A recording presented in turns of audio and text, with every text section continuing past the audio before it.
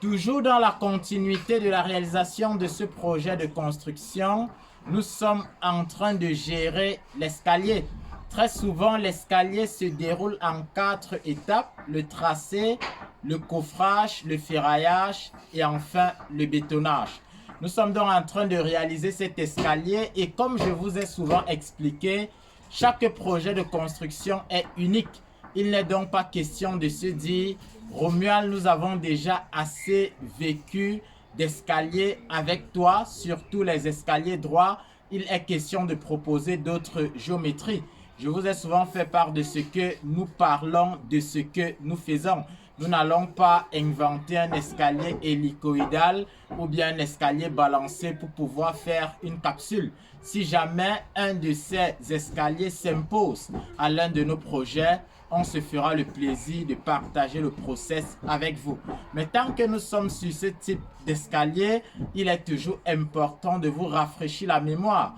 Parce que bien que certains estiment qu'ils soient déjà assez outillés dans ce sens, nous continuons à voir des escaliers mal réalisés alors que nous sommes en 2025.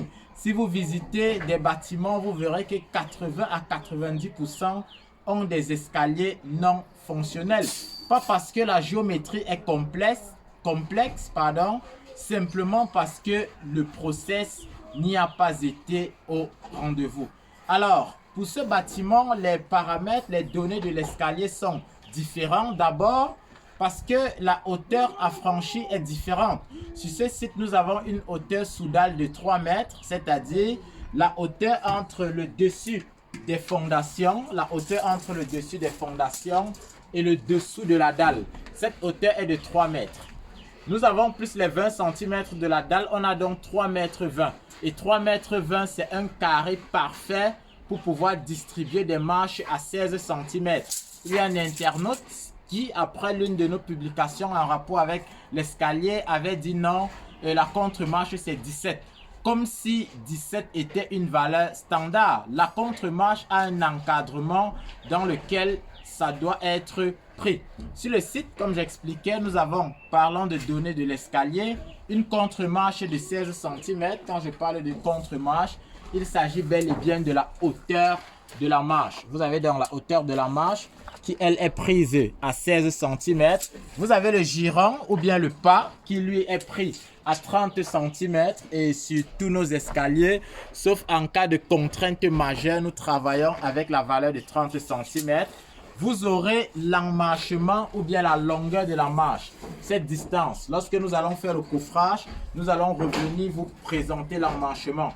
Vous avez l'emmarchement qui, lui, sera de 1,20 m. Et j'ai expliqué que l'emmarchement prenait en compte le nombre d'unités de passage. Selon que vous souhaitez évacuer 30 personnes, 20 personnes, 5 personnes, l'emmarchement doit donc avoir une valeur conséquente. Dans un bâtiment abritant du public comme des hôpitaux et des écoles, l'emmarchement peut aller jusqu'à 1,50 m. Tout est donc question de conception du projet. Il n'est donc pas question d'improviser quoi que ce soit sur le terrain. C'est pourquoi vous avez une cage d'escalier qui doit être dimensionnée. Toujours parlant des paramètres ou alors des données de notre escalier, vous avez le jour. Parce qu'on va retirer 1,20 m pour cette volée, on va retirer 1,20 m pour cette autre volée. On va se retrouver avec un espace de 10 cm entre les deux volets qui fera donc office de jour. C'est pour dire quoi? C'est déjà pour dire que cette distance doit être connue d'avance dès le début du projet. Ce n'est pas quand on vient, on se rend maintenant compte qu'on ne peut plus avoir deux volets de 1,20 m, on commence à jongler. Non. Toujours parlant des paramètres de notre escalier, nous avons évoqué la contre-marche, nous avons évoqué le giron, nous avons évoqué le jour, nous avons évoqué l'emmarchement. Structurellement, il y a un autre paramètre qui est la paillasse. La paillasse est donc la partie de l'escalier qui va travailler de manière structurelle. Nous avons une paillasse de 12 cm. Sauf que, contrairement aux autres escaliers que nous avons souvent présentés, on aura un palier de repos avec une poutre palière. Ici, la poutre palière ne sera pas noyée dans le palier de repos parce que d'habitude, nous faisons un coffrage où la poutre palière est noyée dans le palier de repos. Non. Ici, là, on aura une poutre de 15 par 30. La poutre de 15 par 30 va jouer un autre rôle structurel parce que sur cette poutre, on souhaite accrocher des éléments décoratifs. Et je vous assure, nous allons faire ou alors marquer un temps d'arrêt à chaque fois pour essayer de présenter cet élément avec vous. En dessous de l'escalier, donc nous allons naturellement utiliser notre produit d'étanchéité et puis nous allons faire 6 rangées de parpaings. Ce sera fait aujourd'hui et demain nous allons passer au coffrage de l'escalier. Sur la partie structurelle, il y a une poutre à l'arrivée qui va donc permettre de tenir l'escalier et puis au départ, on aura un massif, une longrine sur laquelle on va donc accrocher les supports de l'escalier. Je vous invite naturellement à vous abonner à nos plateformes digitales parce que ici nous avons présenté le tracé avec les paramètres de notre escalier. J'ai oublié quelques éléments, notamment le palier de repos. Le palier de repos, c'est donc cet élément qui permet donc de souffler tandis qu'on a fini avec la première volée. Dans le cadre de notre travail, nous avons un palier de repos qui fait 1,20 m avec les 15 du mur. On va se retrouver avec 1,35 m.